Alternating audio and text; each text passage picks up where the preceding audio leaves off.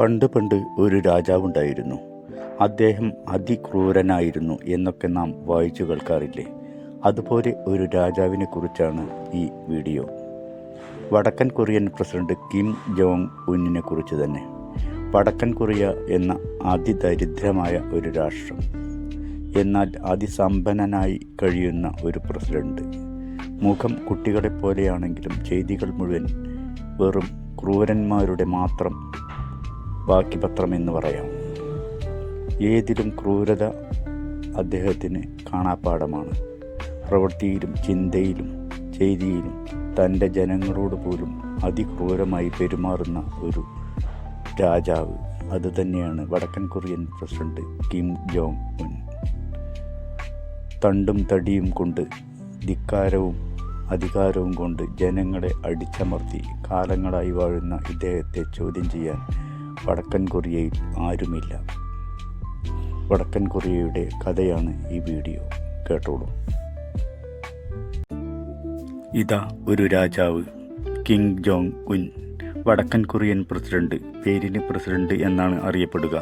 എന്നാൽ ഇപ്പോൾ ഉള്ള തലമുറയുടെ, പ്രത്യേകിച്ച് പുതുതലമുറയുടെ ദൈവം തന്നെയാണ് ഇയാൾ. എന്തെന്നാൽ അവരെല്ലാം 1-ാം ക്ലാസ് മുതലേ പറഞ്ഞു പഠിച്ചത്, സ്കൂളിൽ നിന്നും വീട്ടിൽ നിന്നും പറഞ്ഞ് പഠിപ്പിച്ചുകൊണ്ടിരിക്കുന്നത് കിം ജോങ് ഉൻ എന്നതാണ്. നമ്മുടെ എല്ലാമെല്ലാമായ ദൈവം.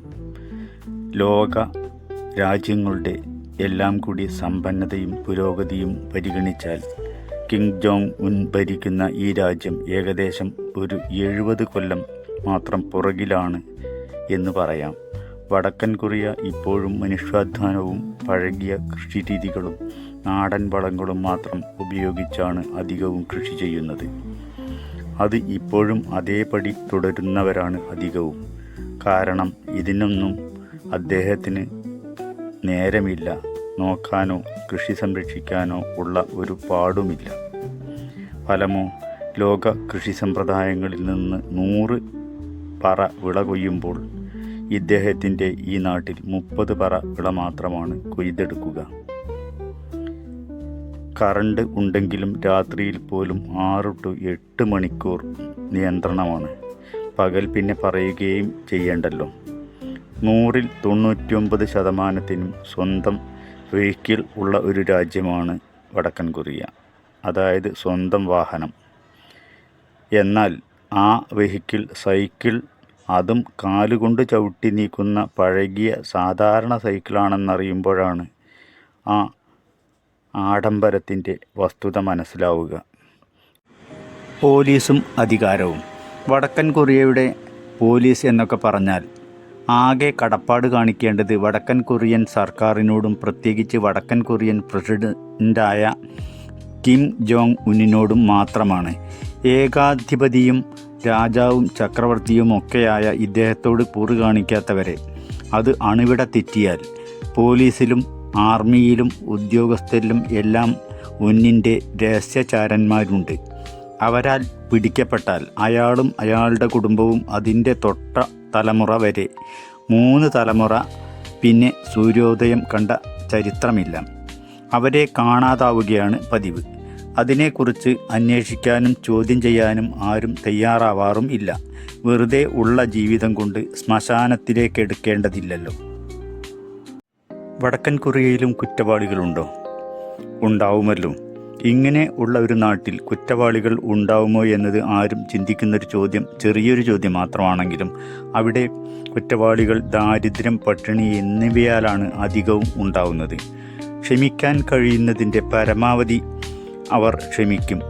എന്നാൽ ഒരൊറ്റ പരാതി ശരിക്കൊന്ന് കൊടുത്താൽ കള്ളനോ കൊലപാതകിയോ പിടിച്ചുപറിക്കാരനോ തട്ടിപ്പുകാരനോ ആരുമാവട്ടെ, അവനും അവൻ്റെ ബന്ധുക്കളും ഉൾപ്പെടെ 3 തലമുറ ശിക്ഷ അനുഭവിക്കണമല്ലോ എന്നതോർത്താൽ ആരും പെട്ടെന്നൊന്നും പരാതി കൊടുക്കാറില്ല. അതികഠിനമായ ശിക്ഷ ഭയപ്പെടുത്തുന്ന മറ്റുള്ളവർക്കുള്ള ഒരു താക്കീത് കൂടിയാണ്. വിനോദം. വടക്കൻ കൊറിയയിൽ എല്ലാ വീട്ടിലും റേഡിയോ എന്നത് നിർബന്ധമാണ്. ടെലിവിഷൻ ഉണ്ടെങ്കിലും അത് പൂർണ്ണമായും ഗവൺമെൻറ് നിയന്ത്രണത്തിലും അത് അല്പം കഴിവുള്ളവർക്കും മാത്രം നടപ്പാവുന്ന കാര്യവുമാണ്. ഗവൺമെൻറ് വാർത്താ ചാനലുകളായി മാത്രമേ ഈ ടെലിവിഷനുകൾ നിലനിൽക്കുന്നുള്ളൂ. പ്രൈവറ്റ് ചാനലുകൾ ഒന്നുപോലും അവിടെ അനുവദനീയമല്ല. അങ്ങനെ നോക്കിയാൽ റേഡിയോ ആണ് അല്പം ആശ്വാസം. മാത്രമല്ല യൂട്യൂബ്, ഫേസ്ബുക്ക് തുടങ്ങി ഒരു വിനോദോപാധികളും അവർക്ക് അനുവദനീയമല്ല, അവർ ഉപയോഗിക്കാനും പാടില്ല. കഠിനമായി അധ്വാനിച്ചാൽ അന്നന്നത്തെ ചിലവ് നടത്താൻ കഴിയുന്ന ഒരു ജനതയ്ക്ക് എവിടെ നിന്നാണ് ടെലിവിഷനും മറ്റു കാര്യങ്ങളും അല്ലെങ്കിൽ ആഡംബരങ്ങളും ഒപ്പിക്കാനാവുന്നത്?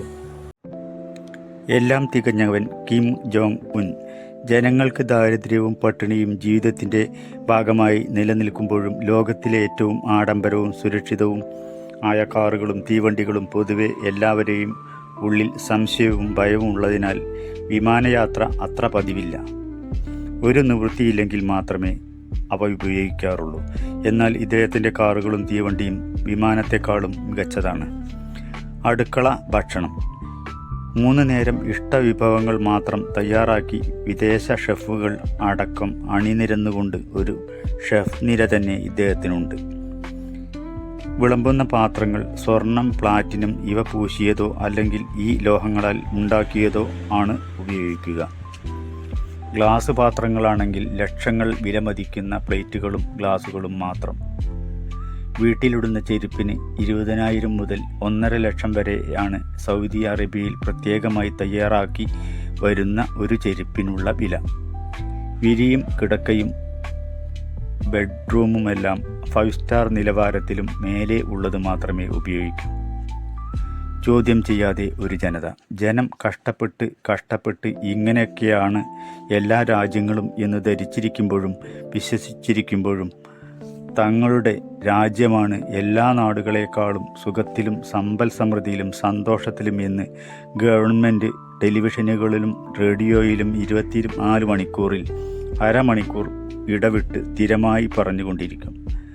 അല്ല എന്ന് അവർക്കറിയാൻ FBO, യൂട്യൂബോ മറ്റു മാർഗങ്ങളോ ഒന്നും തന്നെ ഇല്ലല്ലോ. മാധ്യമങ്ങൾ പോലും മര്യാദയ്ക്കില്ല. ചോദിച്ച് മനസ്സിലാക്കാനാണെങ്കിൽ ഇതൊന്നുമല്ല ലോകം എന്ന് അവർ കേൾക്കുകയെങ്കിലും വേണ്ടേ? തിരഞ്ഞെടുപ്പുണ്ടാവും. എന്നാൽ ജയിക്കേണ്ടതും വോട്ട് ചെയ്യേണ്ടതും പ്രസിഡന്റിൻ്റെ സ്വന്തം പാർട്ടിക്ക് മാത്രം. പ്രതിപക്ഷവുമില്ല, ഭരണപക്ഷവുമില്ല, ഒരേ ഒരു പക്ഷം. അത് അധികാരി എന്ന നിലയ്ക്ക്, രാജാവ് എന്ന നിലയ്ക്ക്, ചക്രവർത്തി എന്ന നിലയ്ക്ക് കിം ജോങ് ഉൻ മാത്രം. ആ രാജ്യത്തിൻ്റെ ഒരേ ഒരു ശബ്ദം, ഒരേ ഒരു വാക്ക്, ഒരേ ഒരാൾ, കിം ജോങ് ഉൻ മാത്രം. മറ്റൊന്നും ഇവിടെ പ്രസക്തമല്ല. ആരും അത് ഗൗനിക്കാറുമില്ല. വീഡിയോ ഇഷ്ടമായെങ്കിൽ സബ്സ്ക്രൈബ് ചെയ്യുക, ഷെയർ ചെയ്യുക, ലൈക്ക് ചെയ്യുക, കൂടെ ചേരുക. അഷിത് വ്ലോഗ്.